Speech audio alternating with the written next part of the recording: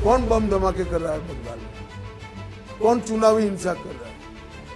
क्यों सीए का विरोध हो रहा है? एक महिला मुख्यमंत्री के नाक के तले संदेश खाली में सैकड़ों माताओं का शोषण होता है, तो केवल और केवल अपनी वोट बैंक संभालने के लिए उसको अरेस्ट भी नहीं करते हैं। हाईकोर्ट को ऑर्डर करना पड़ता है, हाईकोर्ट को जांच सीबीआई को देनी पड़ती है। आपने लोग जितने लोग आए थे, आपने कहा कि आपको तो पता है कि इनकी वोट बैंक कौन है, फिर आपने कहा इनकी वोट बैंक ओवैसी की वोट बैंक है। तो आप भी तो मैंने ऐसा नहीं किया। ओवैसी इनकी और ओवैसी की वोट बैंक एक है, मतलब मुस्लिम वोट बैंक है। जी, इसी को तो एड्रेस कर रहे हैं। आपने भी कहा, मैं क्या, आप तो थोड़ी ना भारतीय जनता पार्टी के कार्यकर्ता हो, एक न्यूट्रल जर्नलिस्ट हो। आपने भी कहा कि इनको आकर्षित करने के लिए कर रहे हैं। पूरा देश समझ रहा है रणव जी, इसमें कोई सीक्रेट नहीं है, ओपन सीक्रेट है। मगर जिस राज्य में हम अब हैं, अमित शाह जी, बंगाल, जहाँ पे मुस्लिम वोट बैंक 30% से ज्यादा है, तो वहां यहाँ हिंदू मुस्लिम से भी ज्यादा सवाल है। यहाँ हिंदू मुसलमान का मुद्दा देश की सुरक्षा के साथ जुड़ गया है। ये बॉर्डर स्टेट है, रोज लाखों लोग घुसपैठ कर कर आते हैं और प्रशासन वोट बैंक बढ़ाने के लिए लाल जाजम बिछाकर इनका स्वागत कर रही है। वो कहते हैं आप वो जो घुसपैठ कर कर आते हैं वो सिर्फ बंगाल में नहीं रहते, देश भर में जाते हैं, और बंगाल में भी रहते हैं तो वी आर कंसर्न, हमारे लिए चिंता का विषय है। कौन बम धमाके कर रहा है बंगाल में? कौन चुनावी हिंसा कर रहा है? क्यों सीए का विरोध हो रहा है? मैं स्पष्ट रूप से कहना चाहता हूं कि ममता बनर्जी जी सीए का विरोध इसलिए करती है कि वो अपनी माइनॉरिटी वोट बैंक को पक्का करना चाहती है। उन्हें क्या आपत्ति है इनको हिंदू, बौद्ध, सिख, जैन को नागरिकता मिले इसमें? क्या कह रहे हैं कि वो एंटी हिंदू है?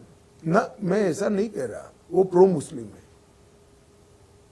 प्रो मुस्लिम है। वो उन्होंने अपना एक वोट बैंक बनाया, इसको संभालने का प्रयास कर रहा है। नहीं, मगर अगर प्रो मुस्लिम होते तो वो सीए का अपोज क्यों करते हैं? वो चाहते हैं हिंदू नहीं है। सीए का अपोज वो इसलिए कर रहे हैं, उनको लगता है कि उनकी वोट बैंक इससे खुश होगी।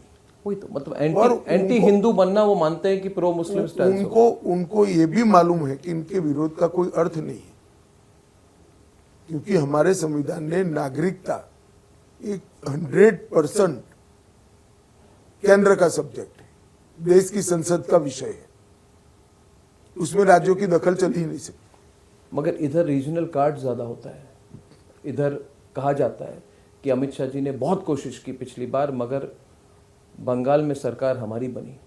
और इस बार आपके आंकड़े, आपने रिपब्लिक समिट पे आए थे, आपने कहा 25 सीटें मिलेंगी। इस वक्त का आंकड़ा क्या है और उसका आधार क्या है? देखिए, हम बंगाल का मिनिमम 25 तो क्रॉस कर ही जाएंगे, हम 30 के ऊपर भी जा सकते हैं। 30 के ऊपर? जी, 3/4, 3/4 आपकी हो सकती है। जी, बंगाल का माहौल बदल चुका है रणव जी। बहुत पानी गंगा जमुना में बह गया। बंगाल की जनता उनको पहचान चुकी है। ये अपीसमेंट की पॉलिटिक्स के लिए एक महिला मुख्यमंत्री के नाक के तले संदेश खाली में सैकड़ों माताओं का शोषण होता है, और केवल अपनी वोट बैंक संभालने के लिए उसको अरेस्ट भी नहीं करते हैं। हाईकोर्ट को ऑर्डर करना पड़ता है, हाईकोर्ट को जांच सीबीआई को देनी पड़ती है।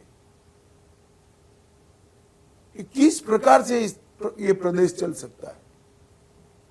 किसी मंत्री के घर से 51 करोड़ रुपया कैश मिलती है।